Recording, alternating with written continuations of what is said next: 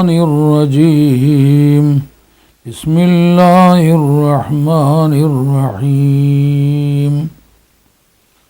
وقالوا قلوبنا غلف بل لعنهم الله بكفرهم فقليلا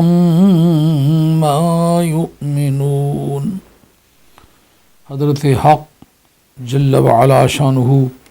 وعز اسمہ وتم برہانہ ارشاد فرماتے ہیں وقالوا قلوبنا غلف، انہوں نے کہا ہمارے دلوں پہ غلاف چڑھے ہوئے ہیں، ہمارے دل غلافوں میں لپیٹے ہوئے ہیں۔ بل لعنہم اللہ بکفرہم، پروردگار فرماتے ہیں بلکہ اللہ نے ان کے کفر کی وجہ سے ان پر لعنت فرمائی ہے۔ فقلیلا ما یؤمنون، اور وہ بہت تھوڑا سا ایمان لاتے ہیں، یعنی وہ ایمان نہیں لاتے۔ قلیل کبھی عدم کے معنی میں اور منفی معنی میں استعمال ہوتا ہے، یا منفی معنی میں استعمال ہوا ہے، بس وہ ایمان نہیں لاتے، وہ تھوڑا سا ایمان لاتے ہیں، یعنی ان کا ایمان نہ ایمان لانے کے برابر ہے۔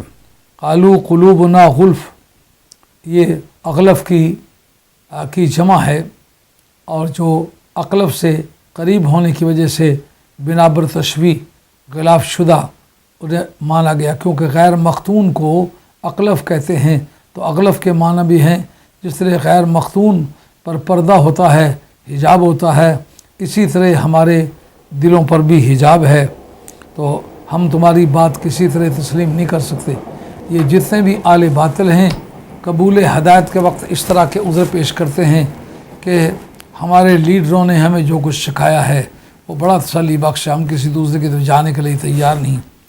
جب کہ ان کے لیڈروں کی گمراہی بھی ثابت ہو جائے اور کسی پیغام کی صحت بھی ثابت ہو جائے تو خوف خدا کا تقاضا تو یہ ہے کہ اس پیغام کو تسلیم کر لیا جائے، مگر یہ یہودیوں کا پیشہ تھا۔ سچائی واضح ہو جانے کے باوجود اور اپنی خطاؤں اور گناہوں سے آشنائی ہو جانے کے باوجود پھر وہ بدستور ڈٹے رہے۔ مسلمان کو چاہیے کہ اپنی صحت عقیدہ کے لیے وہ لوگ جو آج تک عالم اسلام میں صحت مند صحیح قائد اور رہنما تسلیم ہوئے ہیں ان کی قیادت پر ایمان رکھے، جیسے امام ابو حنیفہ کہ جیل خانے میں آپ کی موت واقع ہوئی، اور جیل خانے میں موت واقع ہونے کا سبب کوئی ان کا ذاتی عمل نہیں تھا، انہوں نے سید نفس زکیہ کی بیعت کی تھی اور ان کو کہا گیا تھا کہ آپ ان کو خلاف فتویٰ دیں،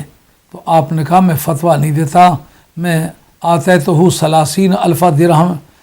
درہم وانا من شیعتہ، میں نے 30,000 درہم ان کو بطور نذرانے کے پیش کیے ہیں اور میں ان کی جماعت کا آدمی ہوں۔ یہ چاروں امام ابو حنیفہ، امام مالک، امام شافعی، امام احمد حنبل، ان کے پاس جو دین ہے وہ ویل اپرووڈ ہے، اس کو مسلمان سچا سمجھتے ہیں، تو جن کی سچائی تسلیم ہو چکی ہوئی ہے مسلمانوں ان کے پیچھے چلو۔ تو طریقہ کار زندگی گزارنے کا یہ ہے کہ دلوں پہ غلاف نہیں ظاہر کرنا، دلوں پہ سے غلاف اتار کے حق کو قبول کرنا ہے، اور حق کو قبول کرنے کا راستہ کیا ہے؟ جن کی سچائی دین میں تسلیم ہو چکی ہے ان کے پیچھے چلو۔ بل لعنہم اللہ بکفرہم، قرآن کہتا ہے نہیں بلکہ اللہ نے ان کے کفر کی وجہ سے ان کو لعنت کی ہے، جس وجہ سے کہ وہ قبول حق کی صلاحیت سے معروم ہوئے۔ قرآن کہتا ہے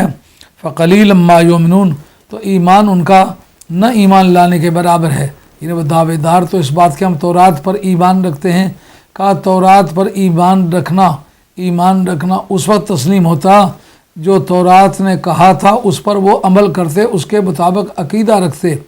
تورات نے نبی پاک صاحب لولاک سرور عالم صلی اللہ تعالیٰ علیہ وآلہ وسلم کی ذات والا صفات کو پوری طرح سے متعارف کرایا تھا۔